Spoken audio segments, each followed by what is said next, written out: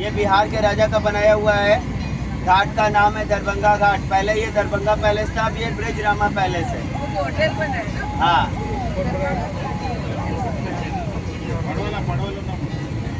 बिहार के राजा का है, राणा सिंह, उदयपुर राजस्थान के राजा का है। उदयपुर। हाँ।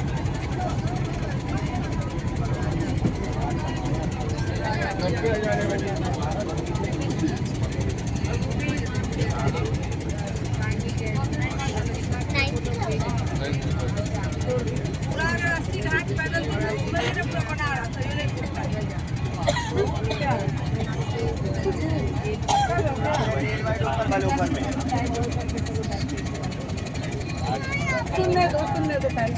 816 का है इनका। 64 इसमें 64 योगिनी। मंदिर है। 64 योगिनी। 816 का ना, जाके पर अर्थिन उर्थिन लगवावा यार।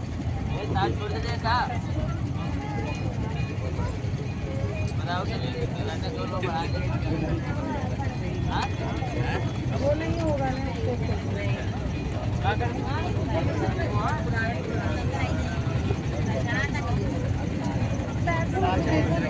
पतिया घाट है। श्री सीताराम ओंकारनाथ वेस्ट बंगाल का बनाया हुआ है, जिसमें हरे रामा हरे कृष्णा का भजन कीर्तन होता है, रहना खाना सब फ्री में मिलता है। दिग्ग पतिया घाट, श्री श्री सीताराम ओंकारनाथ वेस्ट बंगाल। हरे रामा हरे कृष्णा का भजन कीर्तन करते, रहना खाना सब फ्री में मिलता है। क्या कहेंगे अभी चलो गाड़ी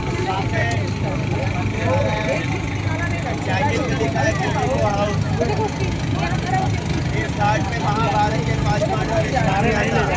पांडे घाट है, जहाँ पे महाभारत के 5 पांडवों ने स्नान किया। पांडे घाट महाभारत के 5 पांडवों का स्नान किया हुआ घाट। क्या हुआ? 3 बार बोल रहे हैं, एक बार तो जाएगा ही जाएगा। लास्ट में आ जाओ।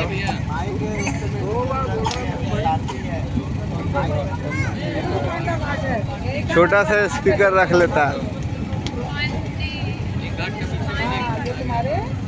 बबुआ पांडे, ये वाराणसी का धोबी घाट कहलाता है। बबुआ पांडे घाट, ये धोबी लोगों को घाट दान में दिया गया है।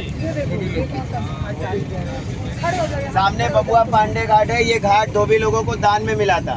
इसको वाराणसी का धोबी घाट बोला जाता है। आप तो नहीं दोगे ना? अभी भी धोते, गवर्नमेंट अभी उनको जगह दे देगा।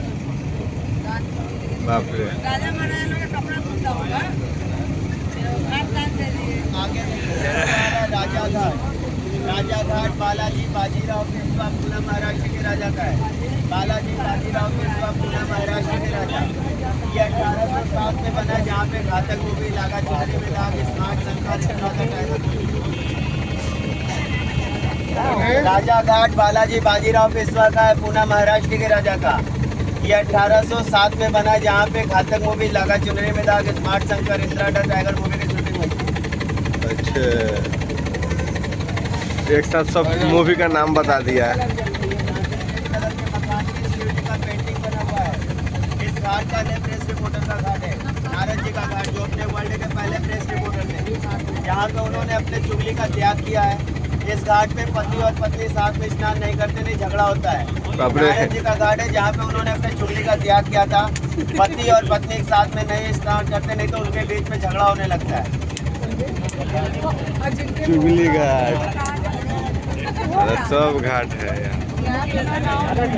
और जिस भी हस्बैंड वाइफ का झगड़ा वहाँ शुरू होता है तो यहाँ समाप्त होता है। बाबा, उसका निदान भी है। सामने क्षयमेश्वर महादेव का मंदिर है। काशी यात्रा में अगर आपसे कोई गलती हो जाता है, भूल चूक होता है, उसका पश्चाताप यहीं पे करते हैं। क्षयमेश्वर, हाँ क्षयमेश्वर। जिनका झगड़ा वहाँ शुरू होता है तो यहाँ पे समाप्त होता है। देखिए सबका काट है तो। कितनी तेज बिजली कड़क रही है भाई। बोर्ड पे लिखा हुआ है चौकी घाट। चौकी घाट कोलकाता रानी रासमणी का घाट है। बाप रे। ब्रिटिश गवर्नमेंट के टाइम जहाँ पे अंग्रेजों ने पुलिस स्टेशन बनाया था, जिससे इसका नाम पड़ा था चौकी घाट। कोलकाता रानी रासमणी द्वारा नाम दिया गया है चौकी घाट, जहाँ पे अंग्रेजों के समय में पुलिस स्टेशन बनाया गया था सामने। हाँ, पहले बोट से सामान आने जाने पे यहाँ पे अंग्रेजों ने चेक पोस्ट बनाया था। पहले बड़ी बड़ी गाड़ियाँ नहीं चलती थी, बोट से सामान आने जाने का काम चलता था, इसीलिए इसका नाम भी पड़ा है चौकी घाट। वो बात सुनो। आप लोग 40 घाट देखोगे, राजा हरिश्चंद्र से मणिकर्णिका के बीच में 40 घाट, 2 शमशान, 5 प्रसिद्ध मंदिरें और सारे राजा महाराजाओं का जो राजमहल देखेंगे। इस यात्रा को पंचकोशी यात्रा बोला जाता है। इस यात्रा को करोगे आप, पर उसका फल आपके माता पिता को मिलेगा। इस 40 घाट के यात्रा का फल आपके माता पिता को क्यों मिलता है, उसके बारे में 20 से वोट आएगी तब बताएंगे। अभी ये काशी का आकार देख लीजिए, आधा चांद दिखेगा। जैसे शिव जी के सर पे चंद्रमा है, ये काशी के 84 घाट भी आधा चांद दिखेगा। हाँ, उधर लाइट देखो खड़े हो गए, जहाँ से लाइट दिख रही है ना, उधर लाइट नहीं दिख रही है। हाँ, पूरा एकदम चांद की तरह है। सामने गौरी केदारेश्वर का मंदिर है, सभी लोग नमस्कार कर लीजिए। जय केदारेश्वर मंदिर, जय गौरी। केदारनाथ का फल प्राप्त होता है। जो आप लोग घर पे दाल चावल मिक्स करके खिचड़ी बनाते हो, ये जमीन पे गिर के शिव पार्वती के आकार में बदल गए। इसीलिए यहाँ पे जो भी दर्शन करता है उनको केदारनाथ का फल प्राप्त होता है। ये काशी के गौरी केदारेश्वर है, माता और पिता दोनों विद्यमान है इसमें। वाह, सामने जो रेड वाला दिख रहा है वो विजयनगरम का है, श्री कृष्ण देव राय का है। उनको आंध्र प्रदेश के भी राजा बोल सकते हैं, कर्नाटक के राजा भी बोल सकते हैं, वो दोनों के मिडिल में रहते थे। और सामने विद्या मठ है, जिसमें ब्राह्मण के बच्चे शिक्षा प्राप्त करते हैं संस्कृत का। घाट का नाम है शंकराचार्य घाट, जिसमें ब्राह्मण के बच्चे शिक्षा प्राप्त करते हैं।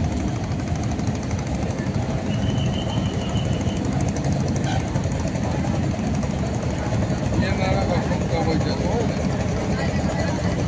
अपना परम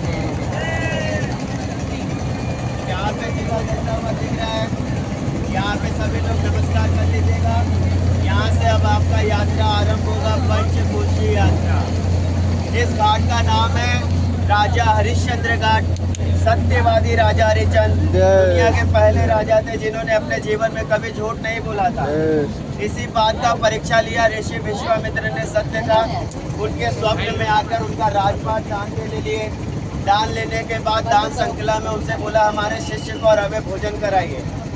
जब उनके पास कुछ भी पर्याप्त शेष नहीं बचा था, अपनी पत्नी रानी तारामती को, अपने पुत्र रोहित दास को बनारस के एक व्यापारी के पास उन्होंने गिरवी रखा और अपने आप को यहाँ पे डूब के हाथों बेचा, जहाँ पे उनको काम मिला था चिता जलाने का।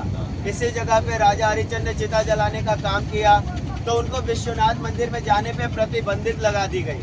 तो सामने एक शिवलिंग दिख रहा ऊपर बना हुआ है, ये राजा हरिश्चंद्र ने स्थापित किया था। जब उनको विश्वनाथ टेम्पल जाने पे प्रतिबंधित लगाया गया, इसी जगह पे काम करते थे। वहाँ पे चिता जलाने के बाद जो शाम को संध्या वंदन करना रहता था, सुबह में पूजा करना रहता था, तो ऊपर ही करते थे। इस शिवलिंग की स्थापना राजा हरिश्चंद्र द्वारा कराई गई थी। और एक समय ऐसा आया, ऋषि विश्वामित्र ने जब उनका परीक्षा सब चीज ले लिया, रोहित दास को सर्प भेज के डसवा दिया, मृत्यु हो गया। रानी तारामती आई यहाँ पे जलाने के लिए, तो उन्होंने उनसे भी कर मांगा। अपने बच्चे को जलाने के लिए जब उन्होंने अपने पत्नी से कर मांगा, तब उन्होंने अपने साड़ी का आंचल फाड़ कर दिया। जो ही साड़ी का आंचल फाड़ कर दिया, तब उनको अग्नि मिली।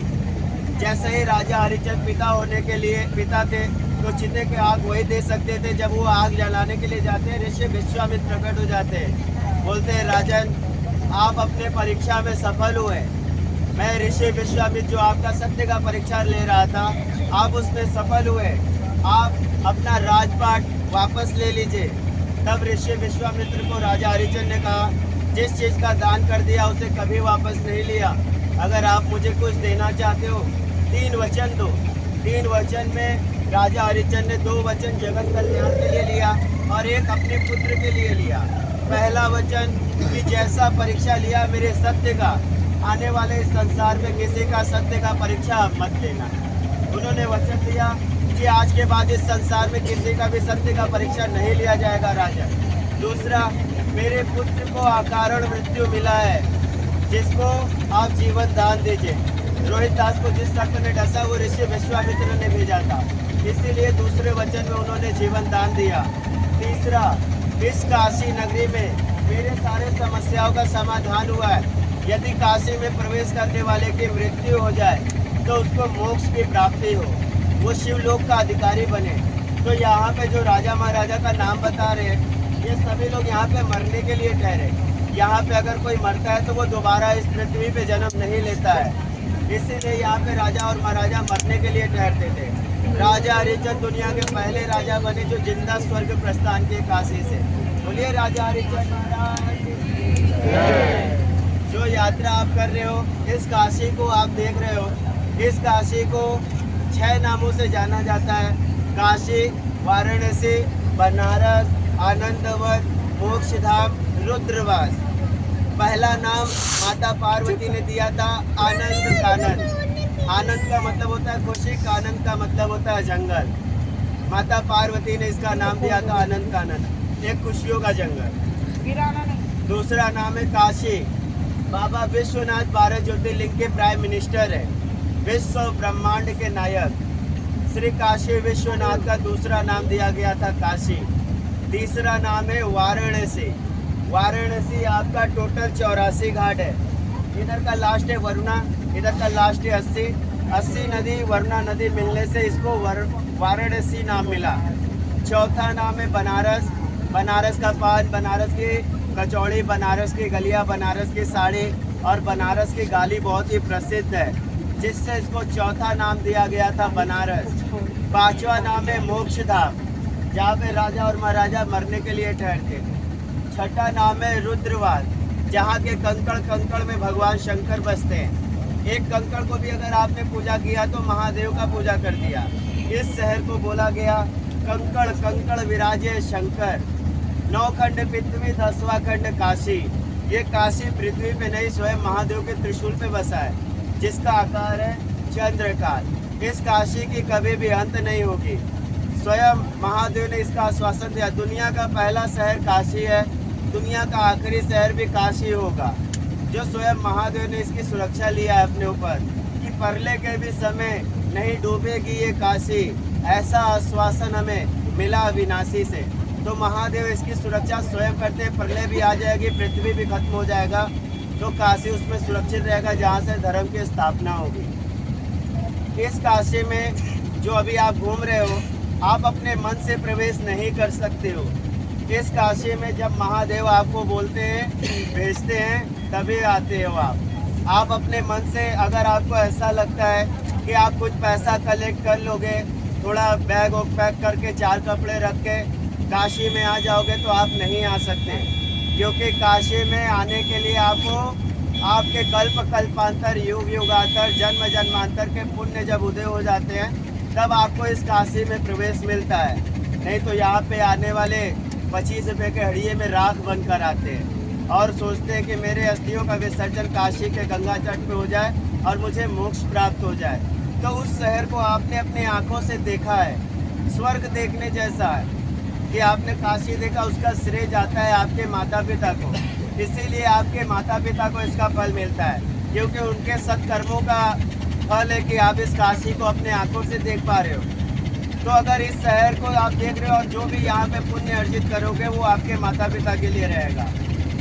आपके माता पिता इस संसार के वो 2 व्यक्ति हैं जो आपसे निस्वार्थ प्रेम करते हैं, अनकंडीशनल लव। उनके प्रेम में कभी भी कोई कंडीशन नहीं होता है, निस्वार्थ प्रेम। आप गर्भ में आते हो अपने माता के, वो आपसे प्रेम करना शुरू कर देते हैं।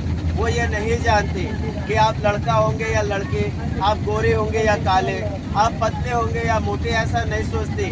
वो आपसे प्रेम करना शुरू कर देती हैं। और जब वो आपको जन्म देती हैं और जब आपको वो गोद में लेती हैं, तो आपको वहाँ तक दिखाती है जहाँ पे उनकी दृष्टि जाती है, ऐसे ली रहती है। आप अपने माता से प्रेम और संस्कार सीखते हो, पर आप अपने पिता से क्या सीख सकते हो?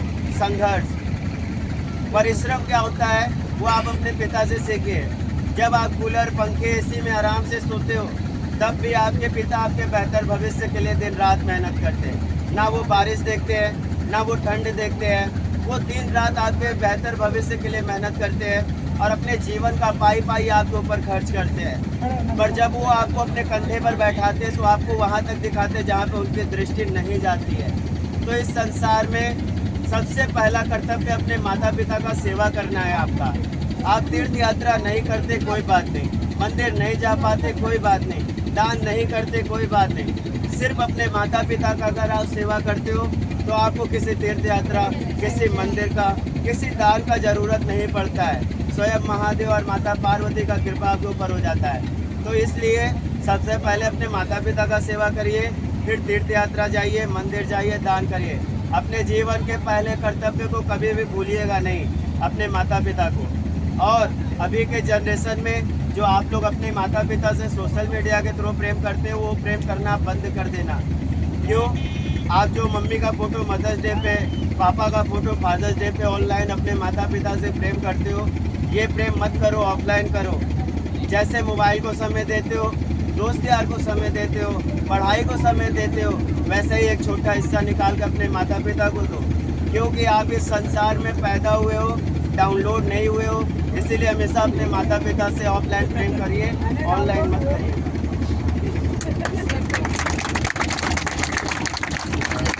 सामने डोम राजा का मकान है, जिन्होंने राजा हरिचंद को नौकरी पे रखा था।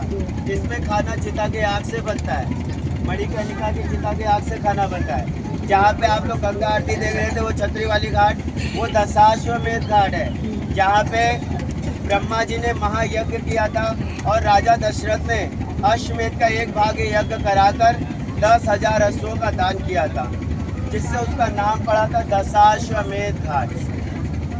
सामने सभी लोग नमस्कार कर लीजिए। माता विशालाक्षी का मंदिर है। माता विशालाक्षी वो मंदिर है जो माता पार्वती ने बिना पलक झपकाए महादेव का इंतजार किया था सहस्त्र वर्षों तक बैठ के। काशी में अगर इस मंदिर का आप दर्शन नहीं करते तो आपका काशी यात्रा असफल हो जाता है। क्यों? क्योंकि महादेव के साथ माता पार्वती भी काशी में विद्यमान है। इसीलिए ये 51 शक्तिपीठों में माता आती हैं, जहाँ पे माता ने बिना पलक झपकाए सहस्त्र वर्षों बैठकर महादेव का इंतजार किया। इसलिए इनका दर्शन करना अनिवार्य है। इनका स्वरूप है विशालाक्षी माता। बाबा विश्वनाथ की पत्नी कहलाती है माता विशालाक्षी। सामने विश्वनाथ कॉरिडोर आ रहा है, इस पे पैसा खर्च हुआ है 750 करोड़ रुपए। मोदी जी का बनाया हुआ, हमारे प्राइम मिनिस्टर मोदी जी का ये ड्रीम प्रोजेक्ट था, विश्वनाथ कॉरिडोर। इसको ललिता घाट के नाम से और जलासेन घाट के नाम से और विश्वनाथ कॉरिडोर के नाम से जाना जाता है। ऊपर में देखिए ग्रीन लाइट जहाँ जल रहा है, पशुपति नाथ जी का मंदिर है ऊपर। बीच में राजराजेश्वरी ललिता गौरी जी का मंदिर है। सबसे नीचे में हमारी गंगा माता जी है। बीच में हमारे गणपति जी है। और सामने जो गेट दिख रहा है, ये हमारे अखंड ब्रह्मांड के नायक बाबा विश्वनाथ है। इनका दर्शन करना समझ लीजिए आपके जीवन का मोह माया, मृत्यु से भय, ये खत्म हो जाता है। इनका काम है मोह से मुक्त कर देना। और यहाँ पे काशी में वो राजा और गुरु के रूप में विराजमान है। जिनको भय रहता है कोई मुझे छोड़ देगा, कोई चला जाएगा, कोई आएगा, कोई नहीं आएगा, किसी को मृत्यु का भय रहता है कि आज मर गए, तो जब आप इनका दर्शन करते हो तो उससे आप मुक्त हो जाते हो। एक तरफ देखिए धर्म है, एक तरफ मोक्ष है। आप जलती हुई चिताओं को देख लीजिए, यही जीवन का सबसे बड़ा सत्य है जो आपको सामने है। ये जीवन का सबसे बड़ा सत्य है। यहाँ पे राम नाम सत्य का गुज होता है। यहाँ पे सभी लोग नमस्कार करके अपने माता पिता के लिए जो मांगना चाहते हो मांग लो, जो आप अपने बच्चों के लिए मांगना चाहते हो मांग लो। सामने 9 डिग्री मंदिर झुका हुआ देख लो, एक ऐसा मंदिर जो 9 डिग्री झुका हुआ है। ये एक राजा अपने माँ के ऋण से मुक्त होने के लिए बनाया था। इस संसार में आप सभी का कर्ज चुका सकते, अपने माता का कर्ज नहीं चुका सकते, ये उसका प्रमाण है। इस घाट का नाम है महाशमशान मणिकर्णिका घाट, जहाँ पे कभी भी चिताएं आज तक बुझी नहीं, 24 घंटे जलती है, जिससे इसको महाशमशान बोला गया। जहाँ पे माता पार्वती जी ने शिव जी के साथ में स्नान किया, उनके कान का कुंडल गिरा जिसमें मणि लगा था, जिससे इसका नाम पड़ा मणिकर्णिका घाट। यहाँ आज भी 12 बजे दोपहर में माता पार्वती जी शिव जी के साथ स्नान करती दोपहर। वो 9 डिग्री मंदिर झुका हुआ उसी के पास दोपहर के टाइम। यहाँ पे सभी लोगों का यात्रा समाप्त हो गया, नमस्कार कर लीजिए। जो यात्रा आपने किया वो आपके माता पिता के लिए था, जो यात्रा आपको करा रहा है वो आपके सामने खड़ा है। केवल जिन्होंने भगवान श्री रामचंद्र जी को पार किया हम उनके वंशज हैं। त्रेता युग में भगवान श्री रामचंद्र जी को पार करने वाले केवट राज्य के हम लोग वंशज हैं। त्रेता युग में कोई भी हम लोगों का चेहरा नहीं देखता था। अगर चेहरा देख ले तो वो 24 घंटे के लिए अन्न जल का त्याग करते। त्रेता युग में हम लोगों के कास्ट को नीच जात के नाम से संबोधित किया गया था। राम जी को पार कराने से पहले हमारे केवट राज जी ने उनका चरण धुलाने का आग्रह किया। एक पैर को धुलाया, दूसरे में मिट्टी, दूसरे पैर को धुलाया, पहले में मिट्टी, 6 बार पैर धुलाया और एक करके मिट्टी लगने लगी राम जी के पैरों में। 7वीं बार में राम जी ने बोला, कितनी बार पैर को धुलाओगे केवटराज? उन्होंने बोला, प्रभु आपके पैरों में मिट्टी ना लगे, इसके लिए जब मैं एक पैर को धुलाऊं तो उसको मेरे इस हाथ में रख लो, दूसरे वाले पैर को उस कटोती में रखो जिसमें जल भरा हुआ है। राम जी ने ठीक वैसा ही किया और उनका बैलेंस बिगड़ गया। अब वो भूमि की ओर गिरने लगे। भूमि पे गिरते समय उन्होंने केवट से बोला, केवटराज मैं ऐसे गिर जाऊंगा। उन्होंने बोला, कोई बात नहीं प्रभु, आप अपने दोनों हाथों को मेरे सर पे रखो। राम जी ने केवट के सर पे दोनों हाथ रख दिए। जिसका नाम लेने से आप इस संसार से तर जाएंगे, जिसके नाम को इस संसार का ताड़क मंत्र कहा गया है, जिसके नाम को स्वयं हमारे महादेव जी जपते हैं, जिसके नाम को ऋषि वाल्मीकि जी ने उल्टा रटा हो ब्रह्म के समान हो गए। उल्टा नाम जपत जग जाना, वाल्मीकि भय ब्रह्म समाना। ऋषि वाल्मीकि जी राम जी के जन्म के 10,000 वर्ष पहले ही रामायण लिख दिए थे। और जब उन्होंने सर पे हाथ रख दिया तो उन्होंने बोला, आप केवटराज आप अपना आशीर्वाद भी ले लीजिए। जैसे ही आप इस संसार में मुझे इस केवट के द्वारा आप मुझे सरयू मैया के तट से पार कर दोगे, आपको इस संसार में कोई भी देखने के बाद अन्न जल का त्याग नहीं करेगा आज के बाद। दूसरा, आज के बाद आपके कास्ट में कोई भी नीच जात के नाम से संबोधित नहीं करेगा। मेरा आशीर्वाद है कि आप इस संसार के तारण कर्ता कहलाओगे, गंगा पुत्र कहलाओगे, जो आने वाले कलयुग में भी लोगों को पार करने का काम करेंगे। तो कोई हम लोगों को केवट बोलता है, कोई नाविक बोलता है, कोई नावाड़ी बोलता है, कोई मल्लाह बोलता है, कोई माझी बोलता है, कोई निषाद बोलता है, पर हम लोगों का मेन नाम है तारण कर्ता। जैसे इस संसार के पालन कर्ता विष्णु जी हैं, हम लोग नदी नहर को पार कराने वाले तारण कर्ता कहलाते हैं और गंगा पुत्र कहलाते हैं, जो माँ गंगा के सारे यात्रा को सार्थक करते हैं। तो जो आपने बाबा विश्वनाथ से मांगा है, जो माँ गंगा से आपने प्रार्थना किया, हमारी माता पार्वती जी से प्रार्थना किया है, ये निषाद राज का वंशज केवटराज आप लोगों को आशीर्वाद देता है कि आपका सारा मनोकामना पूरा हो। और जैसे मेरी माँ गंगा भरी हुई है, वैसे आपके घर में खुशियाँ भरी रहे।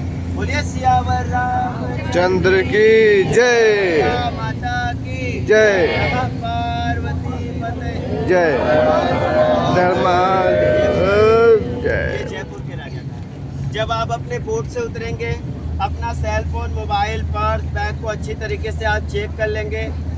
चेक करने के बाद उतरेंगे। जब केवट आपके सर पे गंगा जल डालेगा तभी ये यात्रा आपका सार्थक होगा, क्योंकि बाबा विश्वनाथ का उनके दर्शन से आशीर्वाद प्राप्त होता है और माता पार्वती का, काल भैरव का उनके दर्शन से प्राप्त होता है। पर जब आप माँ गंगा के बात करेंगे तो माँ गंगा का आशीर्वाद तब प्राप्त होता है जब एक केवट आपके सर पे गंगा जल डालता है। तो जब आप बोट से उतरेंगे, मेरे हाथ में एक पात्र रहेगा जल का, जो आपके ऊपर छिड़कते जाएंगे, आप उतरते जाइएगा। यदि आपका इच्छा होगा तो यहाँ पे मुट्ठी बंद करके केवट को कुछ दिया जाता है। आपके लोगों को पता है या नहीं है, इस दान का नाम रखा गया था गुप्त दान। जब माता सीता ने हम लोगों को पार होने के बाद अपने विवाह का रिंग दिया था, तो उस रिंग को हमारे केवट राज जी ने वापस कर दिया और बोला, माता अभी आप 14 वर्ष के वनवास के लिए जा रही हो, पर जब आप वापस आना उस समय मुझे कुछ देना, तभी मैं उसे अपने प्रसाद के रूप में ग्रहण करूँगा। तो जो राम जी के राज्य अभिषेक का समय आया था, तो उसमें जो स्पेशल चीफ गेस्ट गए थे राम जी द्वारा, वो हमारे केवट राज जी थे। तो इस दान को व्यर्थ भी नहीं जाने देना था, तो राम जी ने इस दान का नाम रखा था गुप्त दान। एक राइट हैंड देता है, एक राइट हैंड लेता है। जो आपके आसपास अगल बगल बैठे रहते हैं, इस दान को नहीं देख सकते, इसीलिए इसको नाम दिया गया गुप्त दान। हमारे 4 युग थे, सतयुग, त्रेता युग, द्वापर युग, कलयुग। सत्य, तप, दया, दान, ये इसके 4 स्तंभ है।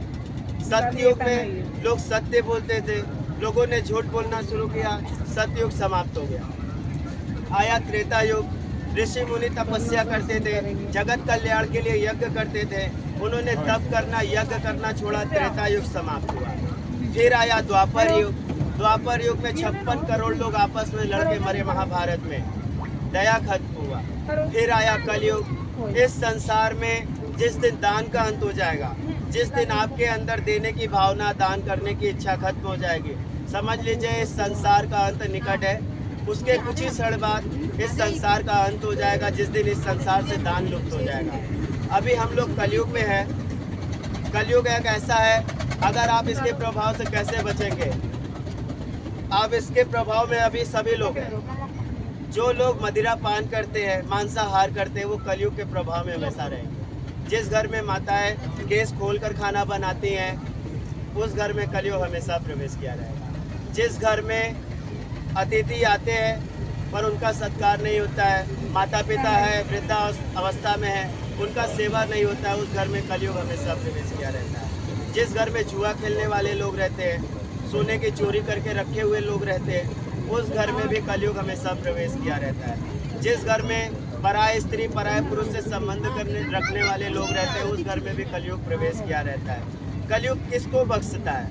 जो अपने माता पिता का सेवा करते हैं, पशु पक्षी की सेवा करते हैं। अब वो सब भी करने में असमर्थ है, अब वो भी नहीं कर पाते, तो जिनको भी आप अपना मानते, जो भी आपके इष्ट है, जो भी आपके भगवान है, जिनको भी आप मानते हो, उनका बस नाम जपना, यही आपके कलयुग को तार सकता है। बाकी और कोई भी ऐसा सुविधा नहीं है जो आपके इस कलयुग को डाल सकता है। इसलिए अपने माता पिता का सेवा करिए, जो सबसे ईजी है। जब तक वो आपके साथ है, उनकी सेवा करिए। वो नहीं है तो जो पशु पक्षी है, जो भी आपको लगता है जिनका आप सेवा कर सकते हो, सामर्थ्यवान हो, तो उनका सेवा करिए। वो भी नहीं कर पाते तो जो आपके भगवान हैं उनका आप भजन करिए, कीर्तन करिए, उनका 5 ही मिनट नाम लीजिए, ताकि जो आपके ऊपर कलयुग का प्रभाव हो वो कम हो जाए। जब वोट तो करिएगा, सामान चेक करके उतरिएगा। जो भी आपका इच्छा होगा दीजिएगा, नहीं इच्छा होगा तो मत दीजिएगा, क्योंकि अगर ये दान देते समय आपके हाथ कांप गए तो उसका पुण्य आपको प्राप्त नहीं होगा। ये 10 सुमेर घाट नहीं ले जाओ।